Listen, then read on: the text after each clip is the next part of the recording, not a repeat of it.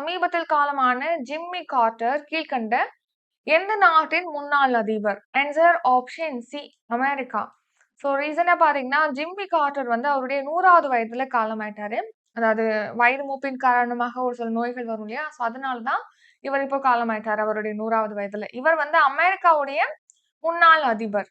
Jimmy Carter. இவருக்கு பார்த்தீங்கன்னா, Nobel பரிசு வழங்கியிருக்காங்க. அமெரிக்காவுடைய அதிபரா இருந்திருக்காரு. எப்போ இவர் அமெரிக்காவுடைய அதிபரா இருந்திருக்காரு அப்டின்னா, 1977லிருந்து 1981ஆம் ஆண்டு வரைக்கும் அமெரிக்காவுடைய 39வது அதிபராக ஜிம்மி கார்ட்டர் வந்து இருந்திருக்காரு. நெக்ஸ்ட் பார்த்தீங்கன்னா, இவருக்கு 2002ஆம் ஆண்டுல வந்து அமைதிக்கான நோபல் பரிசும் வழங்கப்பட்டிருக்கு. இவருடைய அமைதிக்காக இவருடைய அதாவது இவருடைய பங்களிப்ப போற்றி 2002ல அமைதிக்கான நோபல் பரிசு இவருக்கு வழங்கப்பட்டிருக்கு. இப்போ 100வது வயதுல இவர் காலமாயிருக்காரு. ஸோ இவருக்கு பார்த்தீங்கன்னா, அதாவது 100வது வயதுல இவர் காலமானதுனால, இவர் தான் மிக அதிக காலம் வாழ்ந்த அமெரிக்காவுடைய முன்னாள் அதிபர் ஜிம்மி கார்ட்டர். ஜிம்மி கார்ட்டர் நம்ம இந்தியாவுக்கு பார்த்தீங்கன்னா வந்திருக்காரு.